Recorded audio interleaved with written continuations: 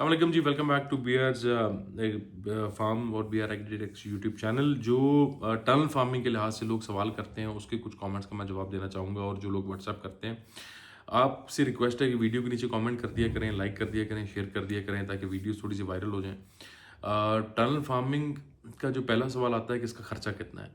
1 एकड़ की tunnel farming का खर्चा आजकल के दौर में कम से कम 22 से 23 लाख रुपया, जो गर्मियों के लिहाज से, जिसमें एंटी इंसेक्ट नेट है, क्रॉप नेट है, आपके पाइप्स हैं 20 फुट के, आपका सरिया है, आपकी पोली वायर है और इस तरह की सारी चीज़ें।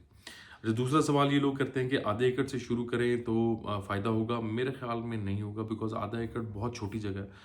आपकी ज़मीन से आप मतलब कितना एक खीरा निकाल लेंगे, कितने करेला 4 एकड़ से निकालेंगे। जो आजकल ज़मीन तैयारी की कॉस्ट हो गई है, जो आजकल लेबर की कॉस्ट हो गई है, उसको ज़हन में रखते हुए मुझे लगता है कि 4 एक कनाल से कोई इतना ख़ास इसमें मार्जिन नहीं है कि आप लाखों कमा लेंगे। अच्छा जी, अगला सवाल जो लोग पूछते हैं कि खीरे से 1 एकड़ से हम 25 लाख या 15 लाख बना लेंगे। मेरा इसका जवाब है नहीं। बहुत अच्छी किस्मत हो तो आप 15 1 लाख रुपया, 18 लाख रुपया इसमें से मार्जिन निकाल लेते हैं, अगर रेट भी बहुत अच्छा मिल रहा है, प्रोडक्शन भी बहुत अच्छी मिल रही है। यूजुअली ये दोनों चीज़ें साथ होती नहीं, या रेट जो है वो 150 पे होता है, या जो प्रोडक्शन है वो आपके 100 150 शॉपर से ऊपर नहीं जा रहे आते हैं, बीमारी आ जाती है, फीड काम नहीं कर रही होती है। तो अगर आपकी दोनों चीज़ें आपने बहुत अच्छी मैनेज कर ली हैं तो फिर आप इतना पैसा कमा सकते हैं। अगला सवाल करेले के लिहाज से लोग पूछते हैं कि इसकी खेती में फ़ायदा है। इसकी खेती में बहुत अच्छा फ़ायदा है। इसका रेट सारा साल तकरीबन बहुत अच्छा रहता है, लेकिन प्रोडक्शन 3 महीने बाद, 2 महीने बाद मिलती है। वायरस के बहुत अटैक आते हैं, वाइट फ्लाई के बहुत अटैक आते हैं। इस लिहाज से खीरा थोड़ा सी आसान फसल है करेले से। करेला थोड़ा सा मुश्किल है मैनेज करना। अच्छा, अगला सवाल लोग पूछते हैं कि किस मौसम में लगाना चाहिए। आप इसको किसी भी मौसम में लगा सकते हैं, लेकिन जो न्यू कमर्स हैं, जो इसको भी स्टार्ट करना चाहते हैं, या वो फरवरी मार्च अप्रैल में लगाएं, या आप इसको सितंबर अक्टूबर या नवंबर दिसंबर में लगाएं। जो ये मई जून जुलाई अगस्त वाला टाइम है, ये आप लोगों के लिए मैनेज करना बहुत मुश्किल होगा। ये अगर आप एक्सपीरियंस्ड हैं तो लगा सकते हैं, अदरवाइज़ इतना आसान इसको लगाना नहीं।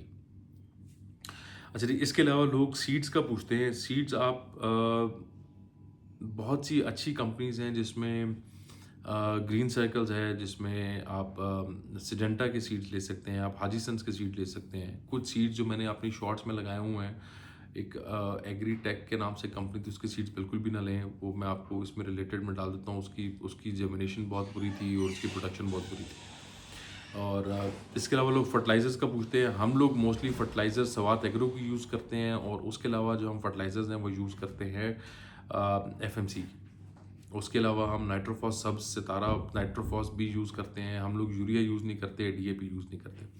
अच्छा, इसके अलावा जी कंसल्टेशन आप हमसे कर सकते हैं। आप हमसे व्हाट्सएप के ऊपर रब्ता कर सकते हैं। अगर आप पूरे पाकिस्तान में कहीं भी इंस्टॉलेशन करवाना चाहते हैं टनल की, और आपको सीड्स चाहिए, लेबर चाहिए जो इसको इंस्टॉल करते हैं, और अगर आपको उसमें कंसल्टेशन चाहिए फॉर वेरी फर्स्ट क्रॉप, उसमें भी हम आपकी हेल्प करते हैं। दूसरी चीज़, इसमें आपको लेबर बड़ी स्किल्ड चाहिए होती है। अगर आपके पास अच्छी लेबर है तो टनल फार्मिंग करें। आपके इलाके में लोग गोडी कर सकते हैं तो चीज़ फार्म, क्योंकि एंटी इंसेक्ट नेट जाली के अंदर गोडी करना एक आसान काम नहीं है।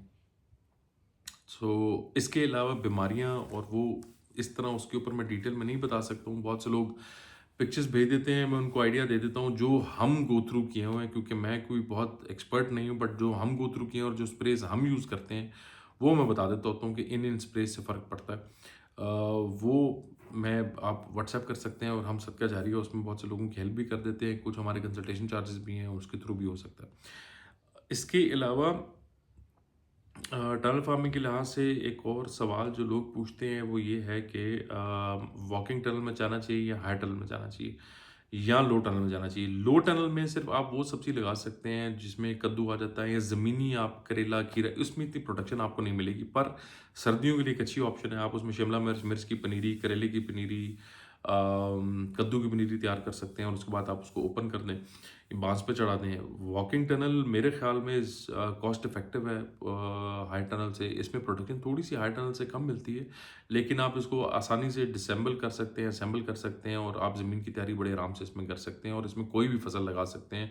अगर आपने पाइप्स अच्छे लगाए हैं जिसमें करेला, खीरा, कद्दू, तोरी, इस तरह की हर फसल आप इसमें बेल वाली चढ़ा सकते हैं, टमाटर।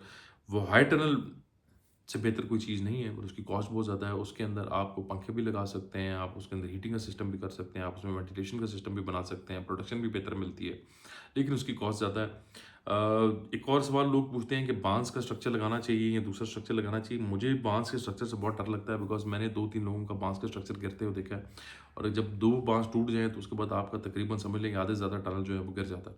سو بہتر ہے کہ آپ آئی آئی ایل کمپنی کے، جی آئی کے 20